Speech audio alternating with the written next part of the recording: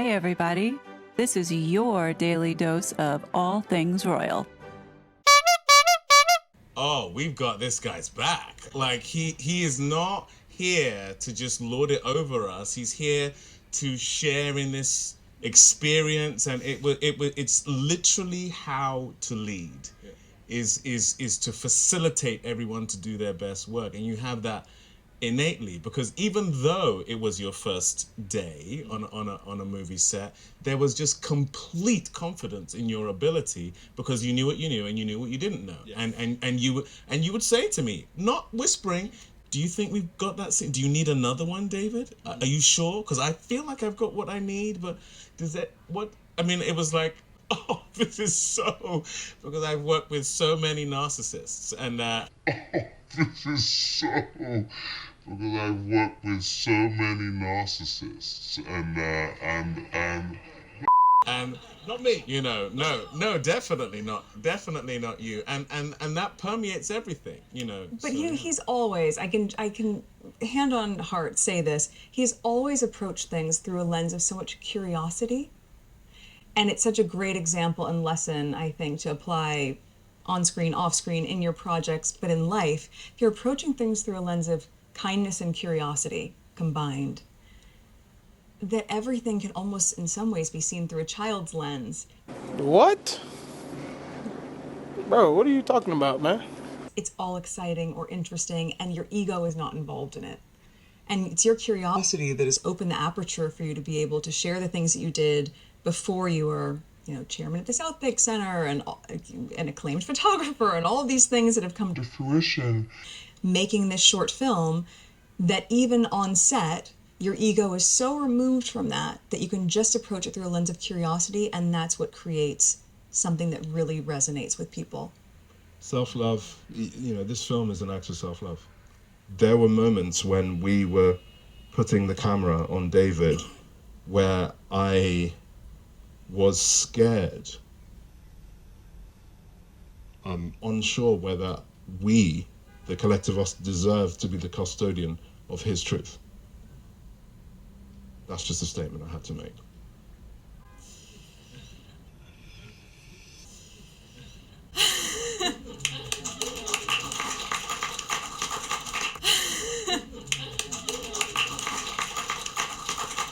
Stop it. Get some help. You touched on something really interesting there about masculinity and the emotions. I think probably countering this film, without question, counters so much of the toxic masculinity that is pervasive. There's too much of toxicity, masculine toxicity out there. What this brought up for you in all those moments, because the other theme that I felt, especially in that last piece, and you guys may have felt this also, is the innocence but also perceptiveness of children.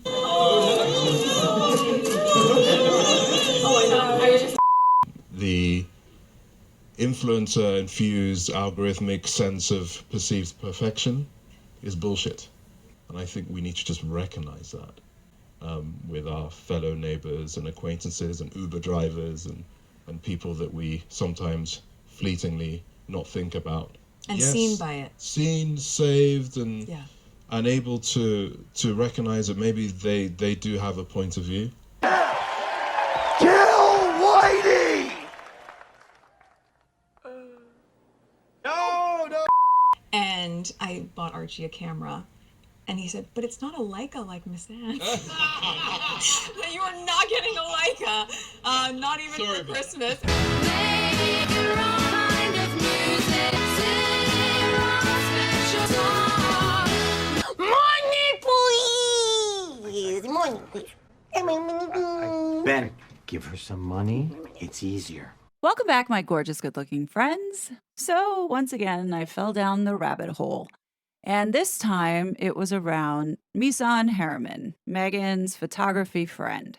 So a couple days ago, Meghan Markle pops up again out of nowhere for this LA Tastemaker event, in which she is supposed to be some kind of moderator for this intimate viewing and then discussion afterwards with the director, who is her friend, Misan Harriman. Starring it is Nigerian actor David Oyelowo. Now, word on the street, per Neil Sean, is that this was a test run to see if Meghan has what it takes to be some type of daytime talk show host. I think Meghan is getting desperate. And in this case, I see Meghan using her friend Misan here in this situation. And here's why.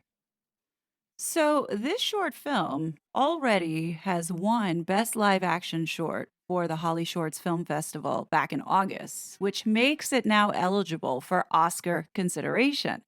So, this depressing story is about a Nigerian immigrant who works as a rideshare driver in London. David plays the character Deo, who is struggling to cope with the loss of his wife and daughter, who were killed in a terrorist attack a couple years ago. He avoids confronting this grief and isolates himself from his friends and family. And then one night he picks up a young woman named Laura who claims to be the daughter's friend from school. Now, Laura recognizes Deo and tries to talk him out of, I would assume it be unaliving himself, but he refuses to engage.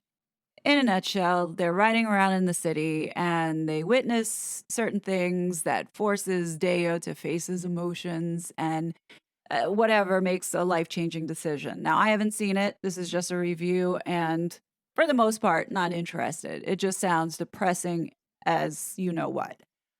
Not appropriate for the holiday season. And that's another thing too. Like they could have released this event back in November when it happened, but of course, Meghan needs to keep her face in the media and ruin everyone's Christmas by throwing this holiday buzzkill. I mean, Meghan really knows how to suck the joy out of anything. This could have easily have been released in November, but we all know that this is trying to salvage her career relationship with WME and possibly riding on the coattails of Misan's success with this film. Now, you would have thought that Meghan would have backed her friend and Archwell Productions would have been fully behind in producing this short film, but apparently not. Neon Films and Yoruba Saxon Productions are the ones that helped get this movie together, and Netflix is the one that's helping distribute it. Archwell plays no role or part in this. But of course, like everything that Meghan does, she has to attach herself to work that's already been done. So here she is being seen with Misan and being connected to this film when she has zero connection, all to elevate her profile.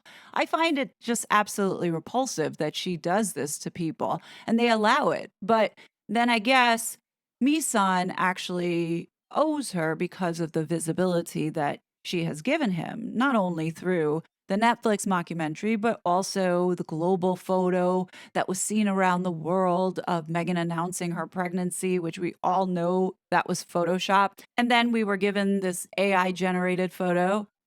Now, I've always said that birds of a feather flock together, and anyone associated with the Harkles you have to be suspicious of. Misan Harriman is no exception.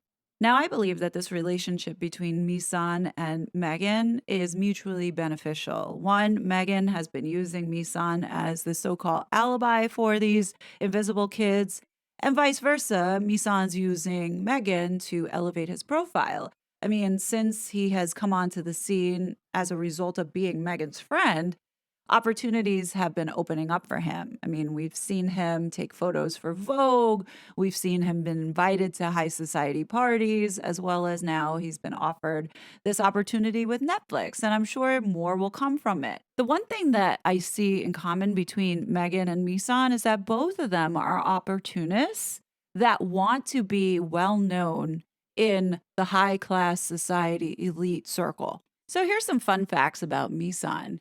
He was the first black male photographer to shoot British Vogue in its 104-year history. It would make it sound like he is this acclaimed photographer who has had years and years and years of experience. Apparently, that's not the criteria to get the cover of Vogue. You only need less than 3 years.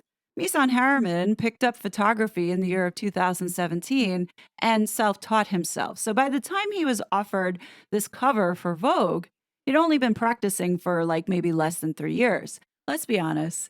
Did he get this British Vogue cover because of his talent in photography and all the work that he has done? Or did he get it because of his connection to Meghan and her connection to Vogue And then also the climate. We're talking about identity politics that was rife in 2020. I think it's the latter. And that's just my opinion. What we see the case of Meghan Markle, it's not what you know, it's who you know that will get you places. For Meghan to get to where she's at, and the same thing for Misan, there's a lot of ass kissing that has to be done in order to get to the place that they want. So let's go back to the origins of this relationship. No one really knows how the two of them met, but we could probably take a guess how Meghan put herself in the orbit of Misan and held on to him because of his value. Now, we all know that Meghan was on a gold digging mission in order to entrap Prince Harry. We all know that it was calculated, strategically planned, and the people that she surrounded herself with all played a role in getting her to the winner's circle, in which she did. Now, I've always said that Meghan preyed on Princess Eugenie as she is the most vulnerable entry into infiltrating the royal family. And what we see here is a calculated attempt to ensure that she ends up in the same social circles, as well as showing up to charity events that both Princess Eugenie and Beatrice are known to frequent. Now, don't think for one second that Meghan showed up to these charity causes because she actually cared about it. She saw those charity events as a great way to network and get in with this social class. So, while though Meghan has attended quite a few of these events that Princess Eugenie and Princess Beatrice are known to support, they never had the opportunity to be at the same event at the same time. So I think in that respects, it failed for Meghan, but she was able to make connections with Misha Nunu, which really opened up the doors for her to go in and trap Harry.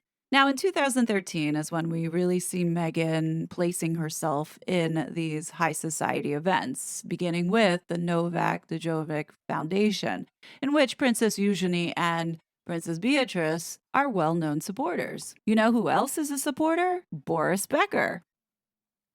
For those that don't know, he was a very well known tennis player who racked up millions over his career.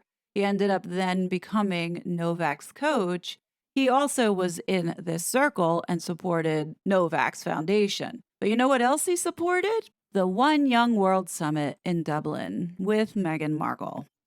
At the time, no one knew who she was and was quite forgettable. But one thing to note is that Meghan was staying at the same hotel as Boris Becker and his wife. Now, why is this important? Well, in 2013, Boris Becker was worth an estimated over $200 million, and he had been investing in Nigerian oil companies. Meghan's dear friend Misan was somehow connected to Boris in as far as being a business partner.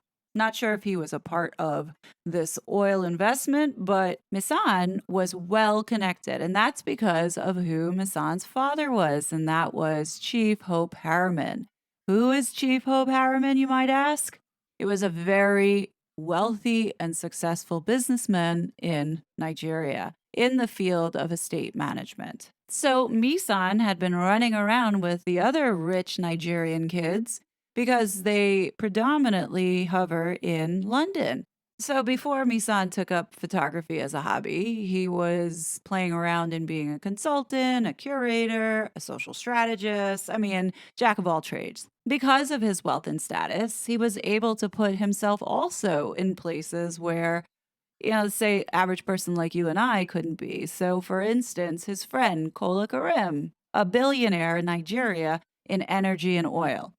That's him. Misan has been friends with this guy for years, and it just so happens that Kola Karim is also a polo player for fun. And you know who he played polo with? Yes, folks, Prince Harry and William. And doing what billionaires do is they have a party and they get Ralph Lauren to sponsor it and invite Nacho, who also is a polo player and Prince Harry's best friend. But you know who put this party together and that was hanging out with them as well? Yes, folks, that's Misan Harriman. Is anyone really shocked to see this? Here we have a very wealthy Nigerian hanging out with another very wealthy Nigerian who's hanging in the circles of the people that Meghan Markle wanted to essentially be a part of. So, no doubt in my mind that Meghan must have crossed paths with this guy either through one of these events that she had gone to. Maybe it was even through Boris. We don't know. But the point of the matter is that they're all connected to each other. You can clearly see how desperate Meghan wanted to be a part of this aristocratic class. And she was exploring all options to make sure her tentacles were hooked in to a point where you couldn't remove her. And that's exactly what we are starting to see. And what's laughable is now when you look at the archives of the TIG and one of the posts that she made back in 2014 on the now defunct TIG, Meghan had talked with Princess Alia Al Sanusi.